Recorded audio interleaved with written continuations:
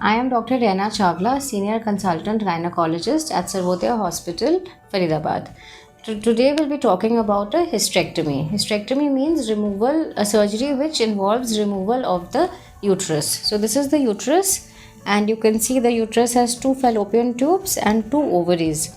So when we remove the uterus, this is called a hysterectomy or removal of the uterus. Now हम क्यों करते हैं surgery? Why do we do the surgery? The surgery can be done for different indications. Common indications are if there is a fibroid in the uterus which is not controlled, the bleeding, causing bleeding and pain. And usually हम medical treatment देते हैं पहले, फिर कभी कभी fibroid का size बहुत ज़्यादा होता है या बहुत सारे फाइब्रॉइड्स होते हैं. At that time we may need to do a hysterectomy. Other reasons for doing a hysterectomy could be adenomyosis, where there is a swelling inside the muscle of the uterine wall. That is called as adenomyosis. इससे भी patient को bleeding और pen होता है period के time. तो इसको भी अगर मेडिसिन से मैनेज नहीं हो पा रहा, then we resort to a hysterectomy. अगर यूट्रस का जो लाइनिंग है, अंदर की जो लाइनिंग है, ये थिकन हो जाती है, जिसको कहते हैं endometrial hyperplasia, that is also an indication for doing a hysterectomy. Also, if the uterus comes down, that is called prolapse, अपने जगह से नीचे खिसक जाती है, that is also indication for doing hysterectomy. And of course, अगर हमें cancer या प्री कैंसरस लीजन्स दिखते हैं, या तो यूट्रस के माउथ पे, सर्विक्स पे, या यूट्रस में, या ओवरीज में, अंडेदानी में, then also we have to resort to doing a hysterectomy. तो यूजली जब हम हिस्टेक्टमी करते हैं तो हम खाली यूट्रस को निकालते हैं. ओवरीज़ हम तभी निकालते हैं अगर पेशेंट की एज ज़्यादा है, या ओवरीज़ में कोई सिस्ट है, या फिर family history of ovarian cancer है.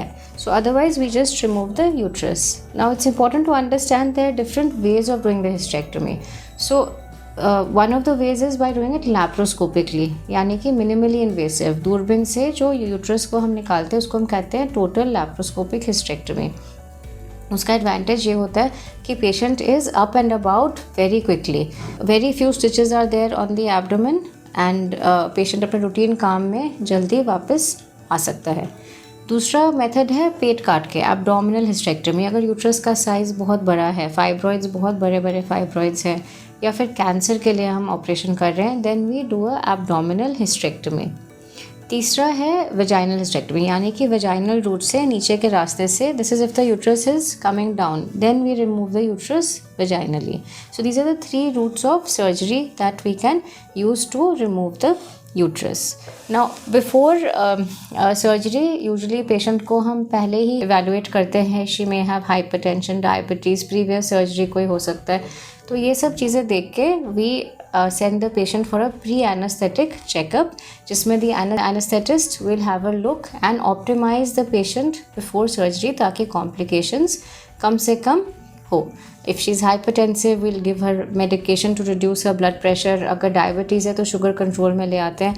उसके बाद ही हम surgery plan करते हैं. उस surgery usually the patient is admitted on the day of surgery, उसको हम admit करते हैं.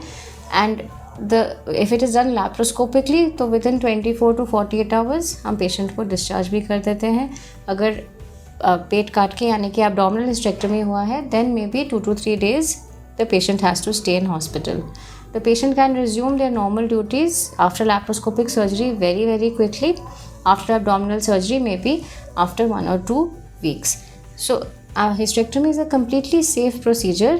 And with everything in place, with modern techniques and laparoscopy, it becomes a very safe procedure. Thank you.